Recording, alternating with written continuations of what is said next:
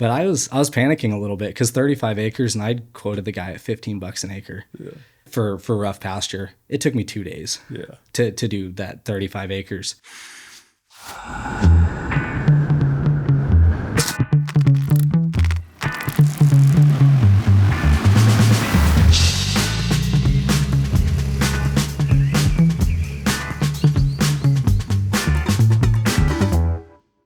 Welcome to the Taylor Moreland Podcast. Today I have Josh DiPippo with me, and we're going to be talking about all things drones, Josh's origin story in this evolving industry. So let's get to it. All right. Now we can talk about drones. Cool. So for everybody listening, we've been talking here for a while about a lot of things, not drones, learning a lot about Josh. And how he got into this, and his story is pretty cool. He's been in the drone industry for probably as long as about anybody else has, especially here, in the middle part of America. So I guess for starters, tell everybody who you are, where you live, and then we'll get into your drone story. Yeah. Josh DiPippo, and I own Spotters Area Lag, and I live in Killdeer, North Dakota. So I grew up in the southwest corner of Kansas. We moved to South Dakota when I was in high school. I went to college at North Dakota State and moved to Killdeer for a summer job in the summer of 2018, not really knowing what I wanted to do with my life, and stumbled into a really cool opportunity in a really cool industry. I always knew that I wanted to do something to support ranchers, and that was a difficult thing for somebody who also wanted to figure out a way to make real money, because selling feed wasn't a good way to make money. Selling livestock equipment wasn't a good way to make money. I wasn't smart enough to get a master's degree to sell pharmaceuticals. So I knew that I needed to do something, and ended up spending a couple summers when I was in college as an agronomy intern, mainly running ground rig, but also scouting fields and making recommendations. And I could not care less about corn and beans.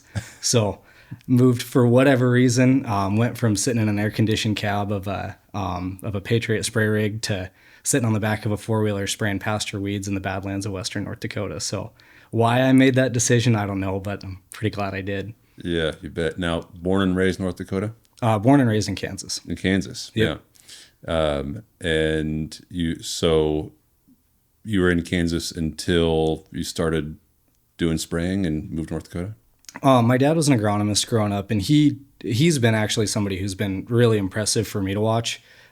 Started out, so he was an applicator, ground rig driver, worked his way into managing co-ops. When he worked for Helena, he was managing stores, became the southwest corner of Kansas regional seed manager, and then went into basic manufacturer rep for Arista Life Science, and then his career has progressed a lot even since then. But we moved to South Dakota when I was a freshman in high school. Mm-hmm. So my great grandparents farmed, my grandpa farmed a little bit, but my intro to ag was mainly being on a four-wheeler scouting fields with my dad growing up as a kid as an agronomist. So yeah, I kept moving north. I moved all the way to northern Minnesota my first summer in college, and then I did have to come back south a little bit. I didn't want to go quite that far. Too cold or what? Yeah, it's freezing. Yeah, where you're at's pretty freezing too. Yeah. It always surprises me that you do as much work as you do with drones in North Dakota, because I've been to North Dakota, and it doesn't look like it looks here. We love our corn because that's what gets us business spraying with drones. But you don't do really any row crop up there, do you? Or we're getting into more and more as drones are getting bigger. I mean, when we were starting drone spraying, guys in Missouri and Iowa, I mean, commodity prices were at record highs, and drones were just coming. They were more of a novelty, so people were able to get $17, $18, $19, $20 an acre. I was never in a million years going to be able to get that for a crop ground. And I mean, we're dryland wheat, sunflowers, and mostly forage crops where I'm at. So that was never even a thought for me. I never thought the drones were going to be efficient enough, at least not this fast, to be able to cover acres and be price competitive. For me, I was getting 2 acres an hour, maybe 2 acres an hour on a four-wheeler. And it drove me a little nuts because I would pencil out, I knew what we charged to be on the four-wheelers. And so I was penciling out the cost per acre, and we'd come back the next year and it was astronomical per acre what we were actually charging to get weeds killed. And we'd come back the next year. What that was? 60, 80, sometimes a couple $100 an acre. And we're talking spot spraying, or we're talking? Yep. Yeah, spot spraying. Yeah. So, and I was really anal in particular. And now knowing what I do and, having an understanding of like how a business works and working with my customers more, I wouldn't have spent near the amount of time that I did trying to make sure every single individual weed was killed. But when I was new, I had a lot of pride and I wanted to make sure that these pastures were clean. So I was making the wrong decision, looking back, but I mean, I would take hours and grid places and grid them twice to make sure that we got every weed sprayed. And you come back the next year, everywhere I sprayed, weeds were dead. And there was new ones where we didn't spray.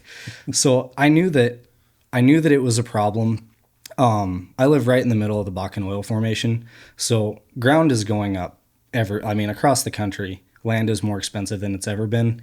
But because we've got ranchers with more money than they've ever dreamed of that are building empires and buying land for 3, 4, 5 times what it should cost. So versus, investing into, either land outside of the county that they're going to have to travel to, or buying more land in the county for that they'll never make their money back on, trying to invest in the land that they have and buy back the land that they have has been kind of the approach that we've taken. So I think I skipped ahead. I'm not sure what your question was, So what are land prices up there with the oil boom? When I first moved there, ground, and everybody said it was too expensive then, and this was 8 years ago, $1,200 or $1,300 an acre. Yeah. Now, rough pasture ground, our carry capacity is 7 to 12 head an acre is pretty typical. Yeah. Or 12 animal units per 7 to 12 acres per animal unit. Okay, I was going to say, because that seems like more like Missouri numbers there. Nope, that's the number. So 7 to 12 acres per head. Per head. Yep. Yeah. And it was too expensive then at $1,200 or $1,300 an acre. And now we're seeing rough pasture ground go for 26, 28. The most expensive stuff sold a couple weeks ago for $3,300 an acre. Jeez. Like you can't pencil that unless you're just building an empire for fun. So are these guys, are they strictly buying this ground for the pasture's sake, or are they buying oil rights with it?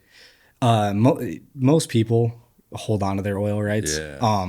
So no, they're trying to grow their ranches. Wow. Hide money for tax reasons is the biggest thing. And I don't know, it is still a pretty prideful area. There's, lots of people that's been in their family for 100, 120 years. Yeah, that's true. And now they have the ability to actually build a ranch. So so why not? Passion project. It's exciting. It's something they like to do. And they're not making more of it. So exactly. Yeah. They quit a while ago. They did quit a while ago. Yeah. Okay. All right. So that's where you're at now, spraying pastures in North Dakota. And I want to get into more of that. But you mentioned something about the reason, why you got into just spraying in general as a profession, I guess. Mm-hmm.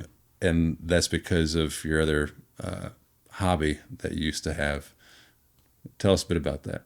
So I rodeoed in college as a bareback rider, and I wanted to my whole life. I've wanted to be a cowboy for absolutely no reason. I was the dumb. It's not no reason. Every little boy wants to be a cowboy. That's a good point. Now. Yeah, I wanted to be. You were just living out that dream that all of us dream of. I was the kid. I came from an ag family and ag background, but I showed up to high school in cowboy boots. I had a stupid belt buckle on. I always wore flannel shirts. I wore a cowboy hat to prom. No livestock experience. I'd never. You weren't the only one in your high school to do that, were you? Probably not, but I'm pretty self-conscious about that now. But I always wanted to ride bucking horses, and I don't know why. That's just something that I've always wanted to do. I thought it would make me a cowboy, probably just like when I mucked horse stalls. Was one of the jobs that I had in high school, and I had a buddy that would get me Copenhagen long cut, and I puked every day. Every day. I still can't handle nicotine, but I, for whatever reason, wanted to be a cowboy and was trying to play a part. That's what you had to do to be a cowboy. Yeah. Yep. So I showed up to college my freshman year, and I showed up to the rodeo coach, and I said, "Hey, I'm here to ride bareback horses." And he goes, "Okay, where have you rode before?" Like, "Oh, I haven't." And he was like, "Okay, well, you can't just show up at a college rodeo team in rodeo." So he made me go to some schools and go ride for somebody else. And then I came back my sophomore year and started my collegiate rodeo career. Okay. So you can't, I mean, that's not a thing. I mean, you have to have some experience before going in. And He wasn't going to let me just get on. Let you get, yeah. It's probably a good thing. So it was, I mean, it's one of the most rewarding and most fun things that I've done. Yeah. I dedicated pretty much my whole life to it in college, and one by one, I mean, I rode against a lot of, high school champion bareback riders, and I would always just set one person in my sights that I was going to catch and be better than. And one by one, I started knocking them off. Never got to be the best, but I made the college finals my senior year, and I was pretty happy with that from never being on a horse before. Right. But before I showed up in college. That's really cool. Well, that was, I've always wanted to be around cattle, wanted to be around livestock. Yeah. When I was in college was when I really started to actually have an opportunity to get around ranchers, and that made me want to do it even more. Those are my favorite people. Those are some of the hardest working people in America. They Agreed. And the most, from an ag perspective, most neglected. Yeah. So I always wanted to ranch, wanted to be around cows. If you're not born into it, that's a really tough life. Yeah. So I knew supporting those people and figuring out how can I support those people that nobody else is really paying attention to. Mm-hmm. I didn't know at the time that my whole business was going to revolve around them, but that's really what I wanted to do. Yeah, right. So you quit rodeoing, and you were talking about this earlier, before the show, because of some injuries you had, right? Mm-hmm. You got your spleen split open. That was only 5 days in the hospital. That one wasn't too bad. Right. And then you said something else kind of was a career ender. I tore my groin the summer in between my junior and senior year. Yeah. The summer in between my first and second senior years is probably actually the best way to put that. Yeah. I rode on it all that year. I was pretty proud of the fact that I was still able to, I placed everywhere I went, still made the college finals, but I spent more time every week rehabbing. I was in rehab authority 4 or 5 times a week. I spent the beginning 30 minutes of every morning and evening working on my leg. I was in the sports med trailer for an hour before I rode, hour after I rode. And I knew I needed a year to kind of heal up and take a second. And then I thought I was going to be a professional bareback rider. And I got out of college, started making money, and decided I liked making money more than I liked being broken. Yeah, that is kind of your destiny as a rodeo guy, huh? Yeah. Yep. No, it never ends. I mean, it's a fun life. It's fun people. It's a really cool environment. But I mean, you know every time before you get on that it's gonna hurt. Yeah. Right. All right. So that's what got you into looking at something to support ranchers, and end up being drones, where you eventually landed. What was your first drone, and what year was it? In 2020, I bought my first drone. I went to my first demo the winter of 2019. It was the MG1P, and they said that drone could do, I'm trying to think if they were saying 8 or 10 acres an hour, and you could swarm 5 of them. And I was like, well, this is a no-brainer. If I can do 10 acres an hour and swarm 5 drones at a time, I'm going to do 50 acres an hour. I can spray pastures at $15 an acre, and I'm going to make a killing. Yeah. Well, I bought one, and I couldn't keep that drone in the air for more than 5 minutes without it crashing.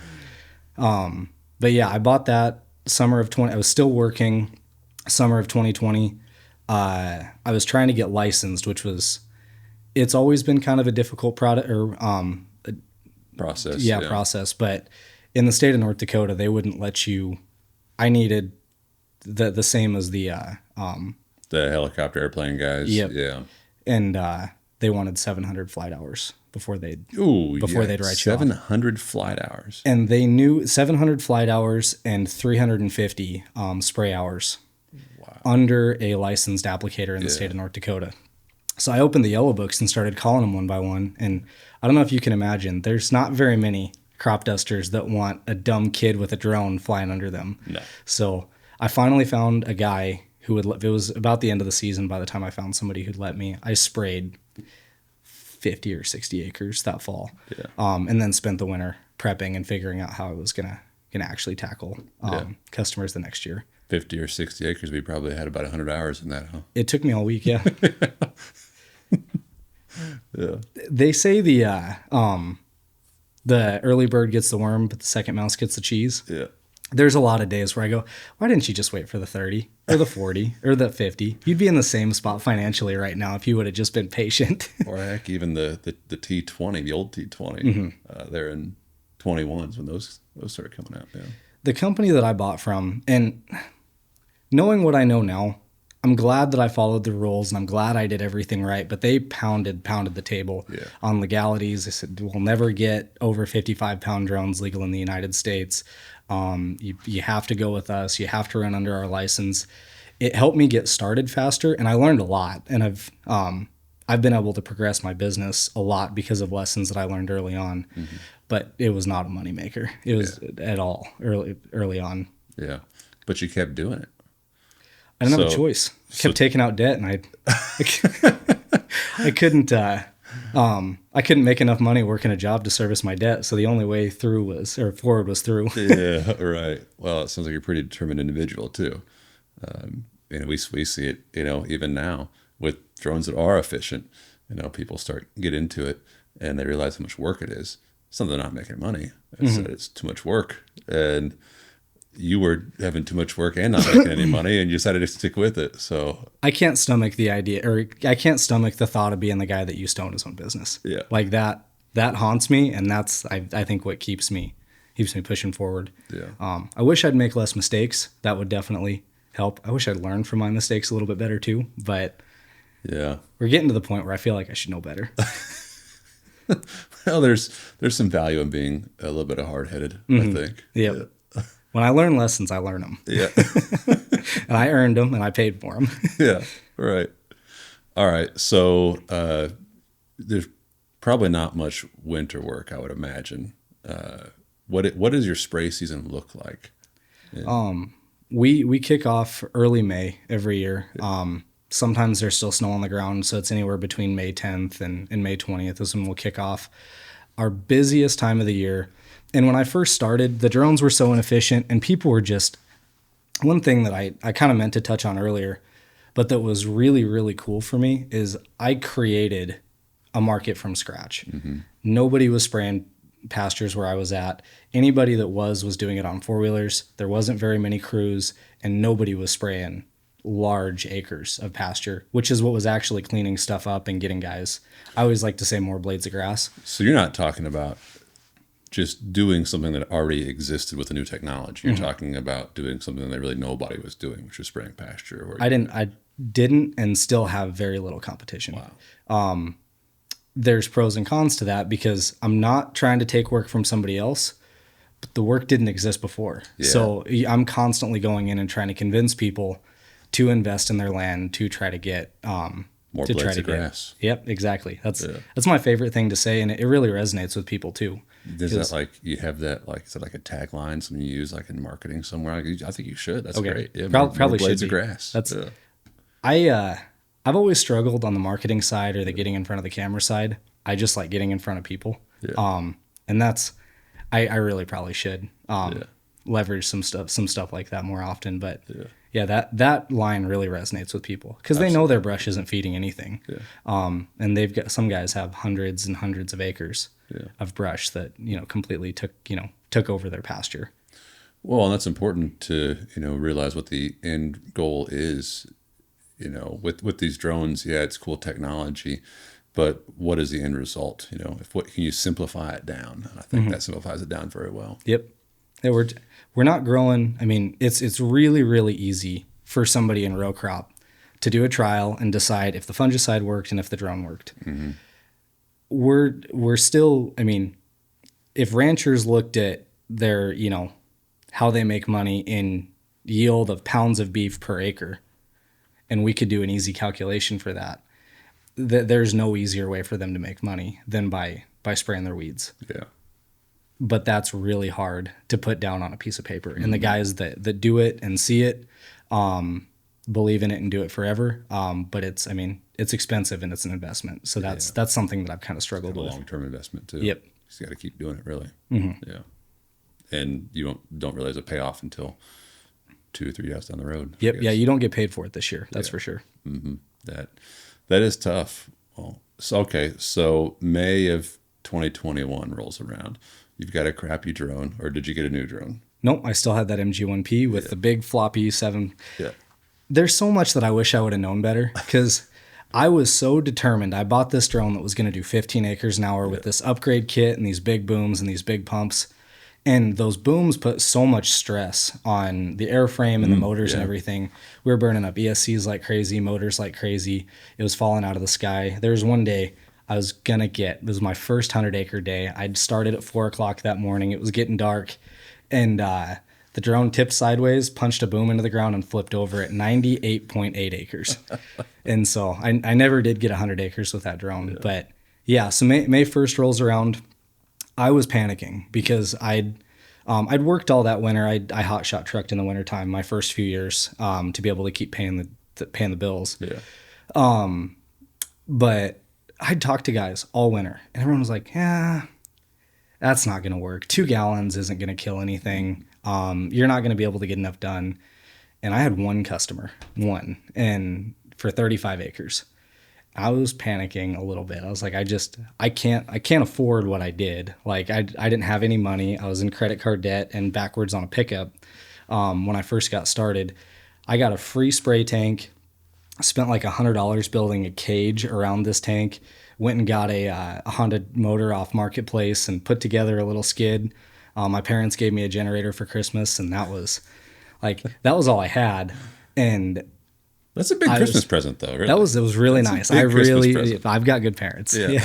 But I was panicking a little bit because 35 acres, and I'd quoted the guy at $15 an acre. Yeah. For rough pasture. It took me 2 days. Yeah. To do that 35 acres. And I was at a branding, which is actually how I've gotten most of my customers. Is I just went around on the branding circuit. That's where most of my customers are. Yeah. You get a chance to work next to people, meet a lot of people. I'm not from Killdeer, so I got introduced to a lot of people that way. For those who aren't in cattle country, when you're talking about branding cows. Yes. Yes. All right. Gene Harris, who's the wealthiest, if not the wealthiest rancher in my neck of the woods, walks up to me. I knew who he was. I didn't know he knew who I was. And he goes, I heard you started a spray business.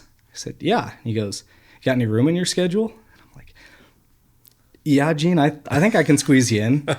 And we drive around, and he owns 4 or 5 townships. So it's, thousands and thousands of acres. Yeah. And owns and rents, but he runs 1,300 head. Yeah. We start driving around, and he's showing me cricks that go, way off into the Goonies. There's one place that he calls the Goobs that there's a reason that they call it that. It's impossible to get through, and it's wet and mucky and gross. And he goes, why don't you spray till you hit 10,000? I was like, dollars? And he was like, yeah. I was like, okay. Deal. And so I spent the next month down at his place. I think I probably billed him for half, if not a third of the hours that I actually spent down there. Yeah. But spraying manually with a drone with booms on it that I should have taken off, down in the middle of nowhere. And the next year I sprayed for 4 or 5 other guys that year. We did 1,800 acres total, which to this day, I don't really know how I accomplished that with that drone. I don't know if I would want to or could even do that again. And that next spring, the spurge was gone. And Gene told absolutely everybody. He goes, I couldn't believe it. We've been spraying here for decades, and we haven't gotten this much control. So he had been spraying. Yes. Yeah. But you can only do so much with pickups and 4-wheelers. Yes, that's true. Yeah. And when I can come in, spurge is it's very difficult to control weed. It is very resistant to chemicals, and it's got rhizomatous roots. And so when you see a patch of spurge, you're only seeing a small part of the organism. It's kind of like an iceberg. You only see, Yeah. 10% of the iceberg is above, 90% is below. Not only is that the case, but this patch and the patch over in that corner is the same plant. So spurge is really crafty, if you want to call a plant crafty, but if you only kill one pocket of it, it's really good at shutting off. As soon as it knows that part of the plant's infected, it'll shut that off from the rest of the plant and shoot up another shoot, Oh, wow. 20 or 30 yards away. So if you don't kill the entire organism, you don't kill the plant. Yeah. And it takes and takes and takes and takes year after year. And so when we were able to come in and spray everything and make sure that we killed the entire organism, it still takes 2 or 3 years to really get it under control. But we saw like 85% control of a plant that people had just accepted that they were only going to contain. Yeah. Like we were never going to fix it, but we just got to keep it from spreading. It was most people's mentality. And I came back and he was like, we were riding through that pasture and he goes, you could see our property line because it was waist high spurge there, and you would see a plant every 20 or 30 feet on our side that's this tall. Yeah. So I made a believer out of probably the most important customer, and that was what really built and blew up my business. So it's not just sheer hard work, and I got lucky. yeah, there's a bit of luck Yep. in this, sounds like.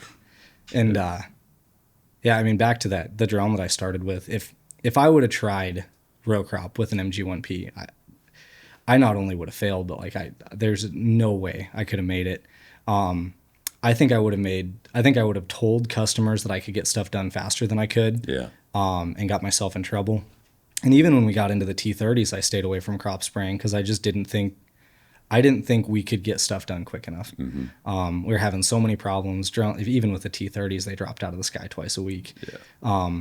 And especially when you're running them in the rough country and you're constantly, I think I underestimated how much going over cliffs and, diving up and doing everything manually put stress on the machine. Yeah. It just wore everything out so much faster. Mm-hmm. But with drones going down so much, I was not. With pasture spraying, you got all season to get it done. Yeah. It's best to get it done the beginning of June or end of September, beginning of October. But you can spray. You can spray wormwood, spurge in July, and you'll probably be okay. Yeah. So that second season of 21 is, I guess, really, it was kind of like that next spring is when people became believers. Mm-hmm. And is that when you really started scaling your operation? Yep, and I scaled too fast. Happy I did it, but understanding your equipment and how that works is one thing. Understanding how to grow and scale people is another. And when you're spraying herbicide 12 feet in the air and you've got more people than you can keep eyes on, you can cost yourself a lot of money in a hurry. Yeah. That happened, I guess, huh? Yeah. Yep. No, I've never had a spray claim, but I've paid farmers. Yeah. Which is, I think, something that a lot of people should know is. I guess you're spraying next door to what, wheat or what would you be spraying? Like, what would you? I've only had one drift issue. Okay. Both times that we had bad issues, there was poor communication and the wrong thing got sprayed. The wrong Yep. product got sprayed. It got sprayed in the wrong place. The wrong place got sprayed. I hired a couple Ukrainians. It was my third season, so it would have been 23. Yeah. They didn't speak good English, but they'd been spraying with drones, so I just assumed that. And I built them a map. There was a creek that went in between two alfalfa fields. This was the worst thing that happened to me. Not to me, because I didn't. Yeah. Because I was not clear and did not run a good crew. It happened to my business. I said, spray the crick out for wormwood, and we went down and walked at it, and I'm pointing. It's like, don't drift into the alfalfa. It was super calm. They were flying low. It's like, if you need to cheat in, if we leave some weeds, that's not a big deal. But stay in this crick. About a month later, he calls me and he goes, "Did you spray my alfalfa?" I was like, "No." And he goes, "I wonder if we had some weird winter kill deal." I was like, "Well, let me," because I was like, "Did it look like we drifted?" He goes, "No, it's all dead." It's like, They sprayed the field. The field. Yep. And I pulled him aside and I asked him, I was like, "What? Like, where did we miscommunicate? Did you not know what alfalfa was?" He goes, "No, I didn't know what a crick was." Like, Well, Okay. the way you say it, I don't know if half the country knows what a crick is. Yeah, that's okay. That's how you say it. How else do you say two E's? Right. Creek, but you know. Okay. Yeah. Yep. We'll agree to disagree on that one. I don't remember what got us off on that story, but Scaling a business, yeah, but and people managing. yeah. So that was my third year. My second year, I just hired two people. We ran together.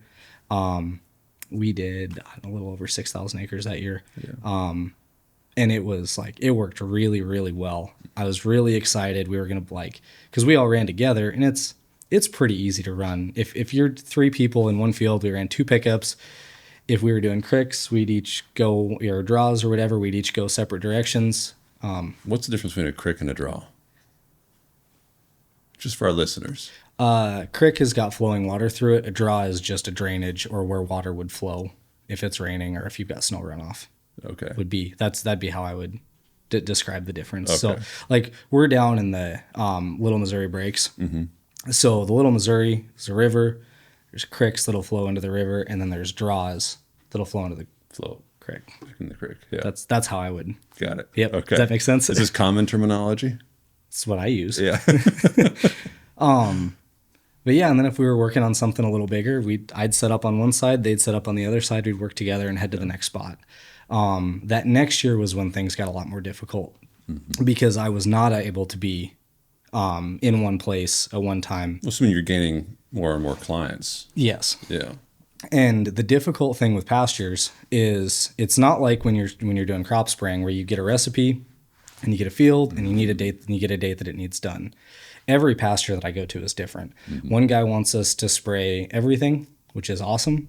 The next guy wants you to spray this 40 up top, this creek, this drainage, then this 80 acre strip above the top.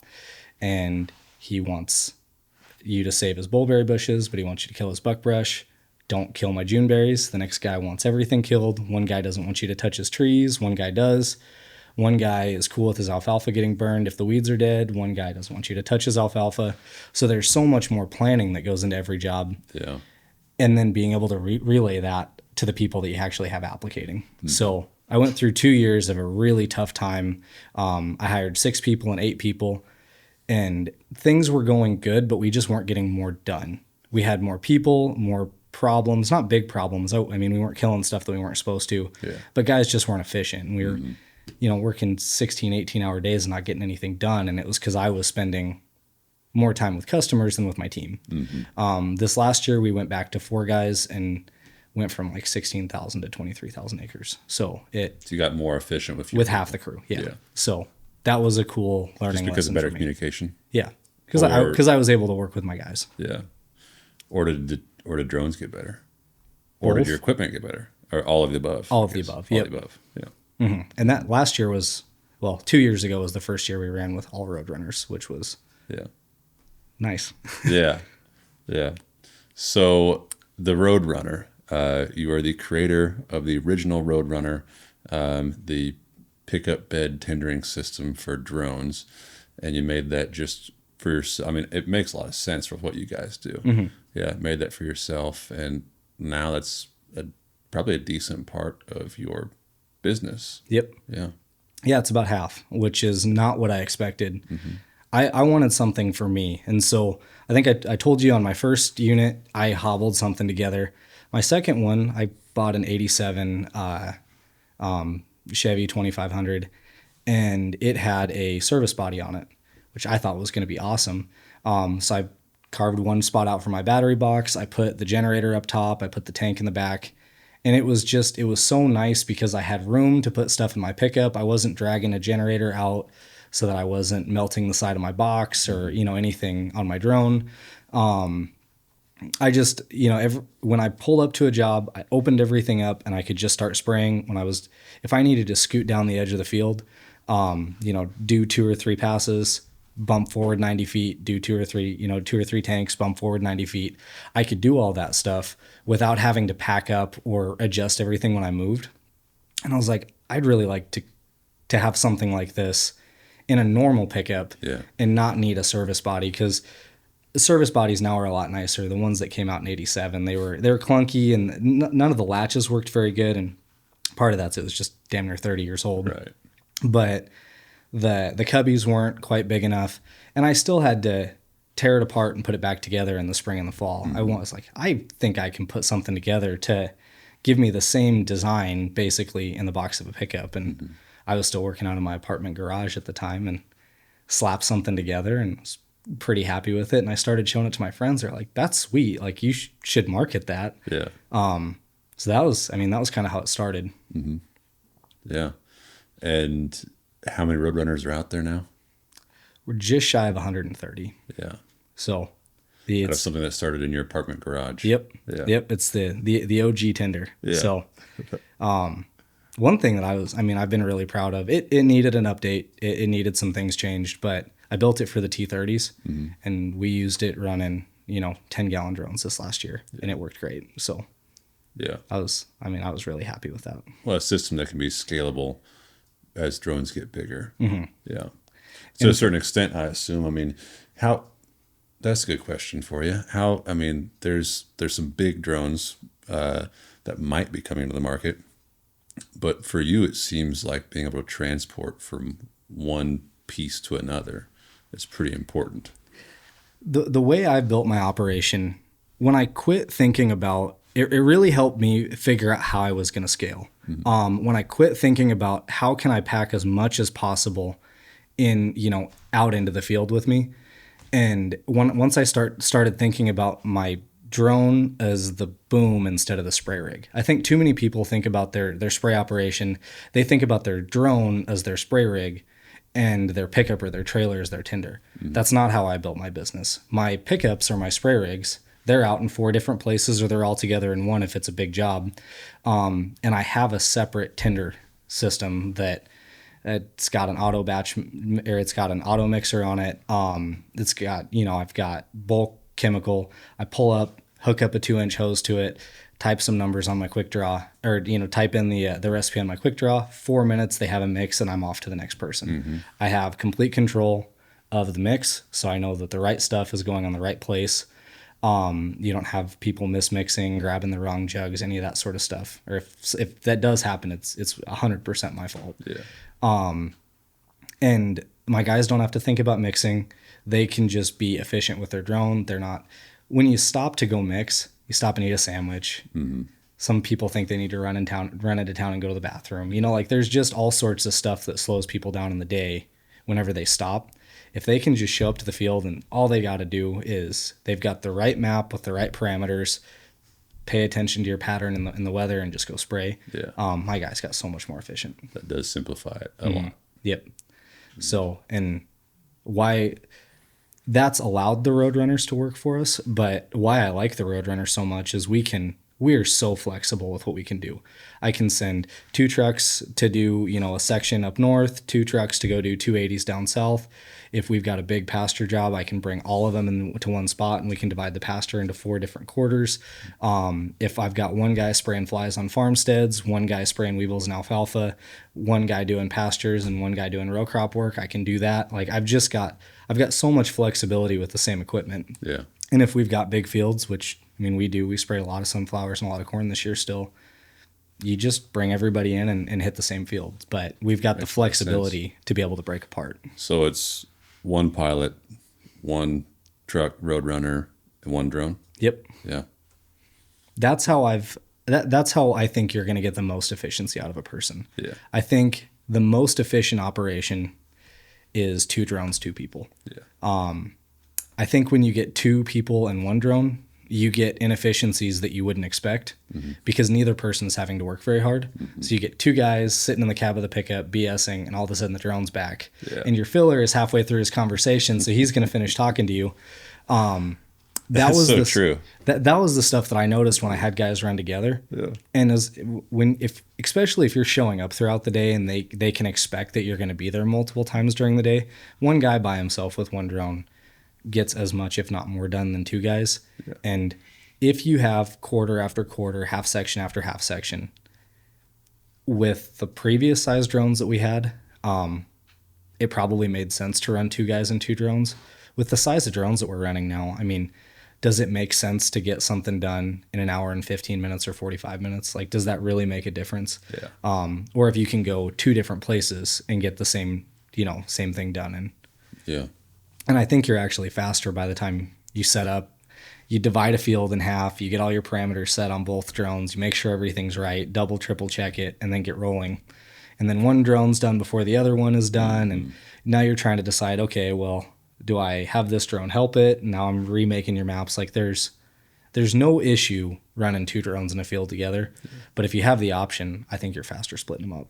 Well, there's no doubt. I mean, each per drone efficiency, running a single drone with an operator by themselves on one truck or trailer, doesn't matter, is way more efficient than running 2 drones off one platform. Especially if you can scoot with the drone. Yeah. Because I don't think people realize it gets more important the bigger the drones get. And I don't know if more important is the right word, but it's more impactful the bigger the drones get. If you save a minute on every load, you're doing 8 loads an hour. Well, if you pick up a load every hour because you saved a minute because you weren't ferrying, to the other side of the field because you scooted forward every 2 or 3 loads. That's 8 or 9 or 10 acres. Yeah. And so drones, you do that 5 times a day, that's an extra, that's almost an extra $1,000 in your pocket. Yeah. So it's a good point. It's a really big deal. Yeah. And I think a lot of people try to find the easiest place to pull into, and they sit back in their chair and they let the drone fly back for a minute and a half each way and don't really think about it. But I mean, you compound that on a season, that's a lot of acres. Yeah. Absolutely. Or it's an hour faster you're home to see your family too. Right. Which in spray season is, we're not getting a lot of sleep. Yeah. Yeah. I was going to say, you see your family in spray season? Most guys don't. Yeah. I just got a couple dogs, but there you go. Yeah. I see them all the time.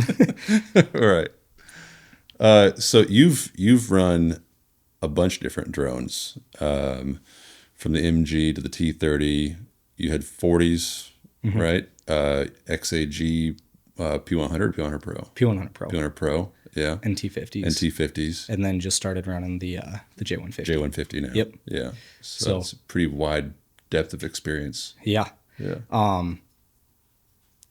Yeah. It's kind of frustrating at times. Yeah. Because every year you kind of get something figured out, and then there's a newer, bigger, better thing that comes out, and then you've got a whole nother list of problems. So it's definitely fun, and I never in a million years would have expected it progressed this fast. Yeah. I'll show you sometime. I've got a presentation that I did after the end of my first year, talking about my goals and how I wanted to progress. I thought I was going to be running 7 or 8 2.5 gallon drones at this point in time. A bunch, yeah. Yep, per truck was what I thought was going to happen, and I mean we're in a completely different world than where we started. We're over 10x where we started 5 years ago. Like that, no other industry is. I guess maybe AI, but that is like that. Yeah, I mean you've gone from in 5 years really, more like 4 years honestly, from 21.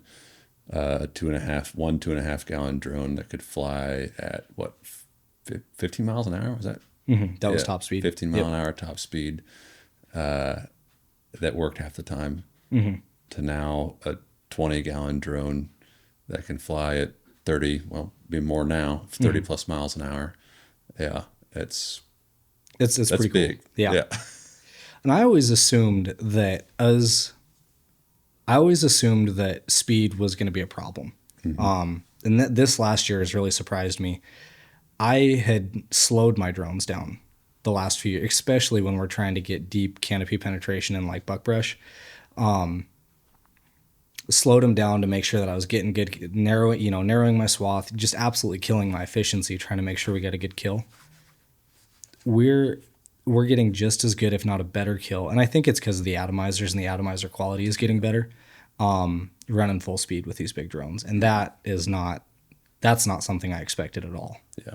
So I don't know if that's the weight. I think the atomizers are getting better, which is making a big difference. We're getting a lot more consistency across our pattern than we've had in the first couple iterations of atomizers. Yeah. What kind of swath you running? I guess it probably depends on the drone. So with T50s this last year, if we were doing pasture herbicide, if we were doing burn down or pre-emergent, anywhere between 20 and 20, like 18 and 22 feet was where we typically would hang out. For pasture herbicide, 22, sometimes as wide as 26 feet, depending on the conditions of the day. Fungicide, 24 to 28. I run quite a bit narrower than most people do. Yeah. And then for insecticide, I'll get pretty liberal. If we're just doing insecticide, we'll go 28, 34 feet wide. That's what most guys do about everything at, though. Yeah. Yeah. I've never had streaking. I mean, we have. I told you a horror story, but I mean, for as many acres as we cover and as much herbicide as we throw, very, very little issues. Yeah. Spend a lot of time beating into my guy's head that we're applicators, not drone pilots. And so, I mean, we take that pretty seriously. Yeah. I mean, you can mess up a lot in a hurry if you're not paying attention, if you don't care about, how the weather is impacting your swath. We've got so many more variables. I don't think people realize your speed affects your swath, the wind affects your swath, the direction of the wind affects your swath. Crop size. Yep, the weather that day, the crop that you're spraying, the depth of the canopy, like everything that we do is another variable. Yep, exactly. Like there doesn't seem to be an end to it. Yeah. And so we spend a lot of time pattern testing in the spring, and we're constantly making adjustments in the field based off of. It's kind of fun when you can get an eye for, and it's really hard to teach, but when you can get an eye for what your pattern is doing and how you need to adjust based off the conditions of the day. Yeah. But when you get that, it's really fun. But yeah, then with the J150, and this is something that I did not expect, and this is not a plug for your drone or anything, but when you guys were advertising 40-foot swath, no way. Like there was no chance in my mind that was possible. I was like, maybe on insecticide we'll be able to get that. That is the most even, consistent swath that I've seen out of a drone. Most everything with atomizers, you'll always see waves. When you put it on a graph, it makes a nice parabola. But when you're actually which your eyes tell you on the receipt paper, there's light spots all the way across. And what I do to get a better understanding of how it changes across the length of my swath is I'll cut my receipt paper in 2-foot chunks, and then I'll stack them on top of each other. Okay. So you can, instead of trying to look at it and then walk 10 feet away and see how different it is, you can see everything right on top of each other. And when you do that with like a T50, and I don't know why this, and I think it's because you just don't see all the really fine droplets, because I haven't seen any issue with efficacy. Right. But just what your eyes will tell you is there'll be a really good pattern, then there'll be a blank one, and then you'll see an okay pattern, and then a really good pattern, and then a blank one, really? and it's not that drastic. Yeah. But do you, have you seen? Well, we do. I mean, string testing, okay, which does pick up those small droplets. Yep. Is how we do most of our testing. And with the J150, it was more of a trapezoid. I do everything off what I can see. I don't run it through scanners. I don't run it through a swath gobbler. So I think you're right. I think I'm missing a lot of them. I just thought that was really interesting, and I didn't expect it. But talking to somebody else here recently, coaxial props, according to them, does provide a lot more disturbance in your vortices, I guess. I've always been concerned about that. Yeah, and probably it sounds like that's what you probably were seeing, is those disturbances. Yep. The vortices. Yeah, that was one real struggle that I had going from the T30 to the T40, because what your eyes will tell you spraying with the T30 is you're getting a much better pattern. Yeah. And I saw no difference in efficacy. Right. I actually thought it was a lot better. Right. And I did one trial where it was too windy. We were doing a spurge trial, and I dropped down too low. I did one a few weeks later with the T40 and did basically the exact same thing. We burned the ground because the lady that I was doing the trial with only had time this week. It was blowing 30 mile an hour every day, and we had one window from the sun came up at 3:57 in the morning, and the wind was going to be 22 miles an hour by 5:30, 6 o'clock. And so we slept at the field, woke up, did the trial really quick.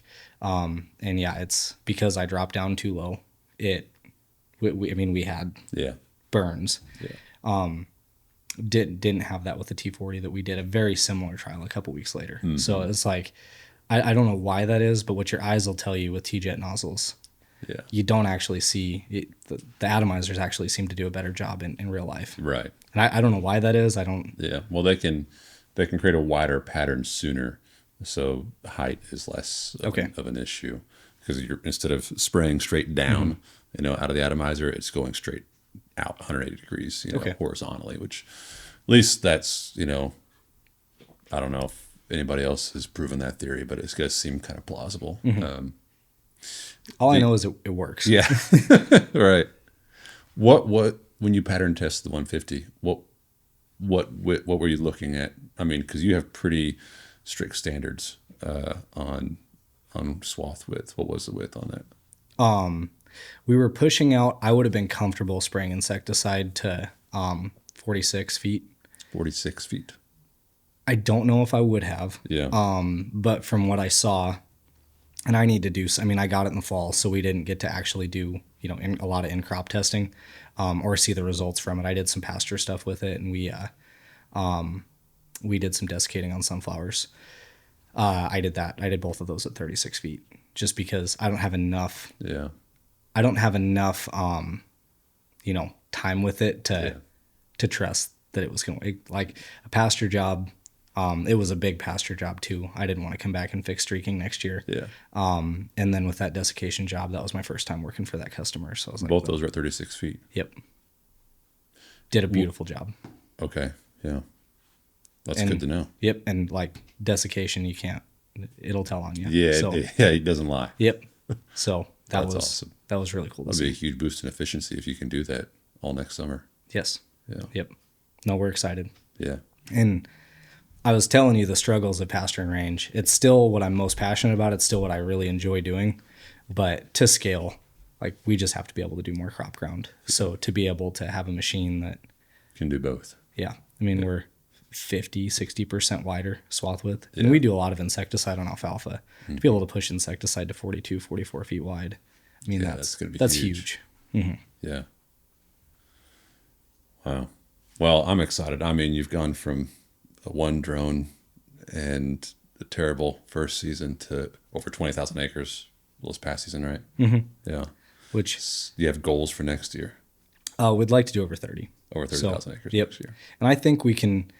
This year, we spent a lot of time trying to work on processes, systems, dispatching. I turned down a lot of work. I had such a organizational disaster 2 years ago. It's like, let's just get this under control. Yeah. And you can't just grow by hiring more people. Like, we've got to shrink down, figure out how we're going to do this, and then push forward. So I think there's a chance that we'll hit 35 or 40,000 acres next year, but we'll definitely do 30. Yeah. And so you mentioned systems and processes. Is there, because you get a lot of, it's not just, hey, go here and spray. It's a lot of instructions. Mm-hmm. It sounds like. What system are you implementing? A certain system, like some kind of ERP system or CRM system or whatever to do that?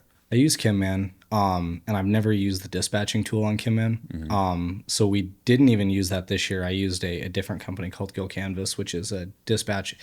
It's a cheap dispatch tool for like construction companies. I'm not going to use that again. I've actually figured out how to use KimMan a little bit more efficiently.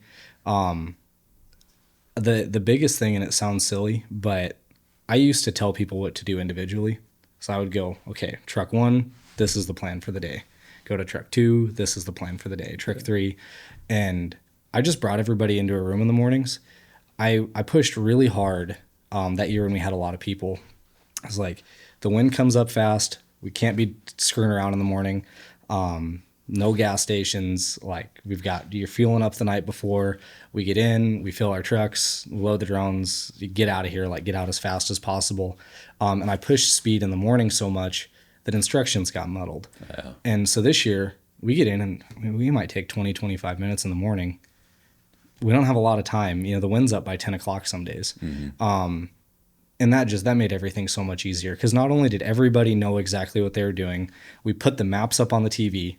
So I'm not pointing on my phone, showing them where to go. Okay, you can park here. On the dispatch sheets, we would mark like where they were supposed to go into the field at, where they could park, where the high point was, just really giving guys in-depth one-on-one directions. Made a very big really big difference in their ability to carry out the task of the day. Next year it's figuring out how to, and this is what we've been kind of working on through KimMan, is how to scale that. So how can we do that with 2 crews of 4 people and 4 crews of 4 people? And that just comes down to hiring the right people and making sure that we're not skipping. Yeah. We already have the systems in place. We just didn't use them. Yeah. I think was more of the issue. Right. Because you get busy and I can explain to you what to do faster than I can put a dispatch sheet together. Yeah. But you can only do that for so many people. That's true. Yeah. But still high level communication. Mm-hmm. That's what it boils down to. Yep. Yeah. Well, that's cool. Oh man. I mean, this is so interesting. What you're doing, I think, is, people are going to find that really, really cool. This fact that you started not just drone spraying in North Dakota, but started pasture spraying nobody was doing from scratch. That's awesome. Now, I hope you mentioned that it's an untapped market and you have no competitors. So I hope people listening to this don't start flocking in North Dakota, but I think they're going to keep them out. Yeah. Hopefully. Nope. We have a short season. You gotta be quick. Yeah. All right. But yeah. What closing remarks, what are you most excited about looking into the future just as an industry as a whole? I think it's really cool what products farmers are gonna. We got into foliar feed quite a bit this last year. That's something that most people are familiar with, most people use, but it doesn't make any sense to do a foliar pass with even at $9, $7, $8, $9 in an airplane for a $3 foliar pass to time it right. I think there's a lot more fungicide application that's going to go down. There's going to be a lot more pasture and range application that goes down, and there's going to be a lot of foliar feed that goes down from farmers, not from custom app guys. I want every acre I can get, but I think we're going to see an explosion in yields and quality from farmers being able to take control of their own aerial application. Farmers adopting this technology, spray drones. And it's going to take a minute. I mean, we're probably 5 or 10 years away from it being as widespread as we would like to see it. Mm-hmm. I guess I would rather they hired me for everything, but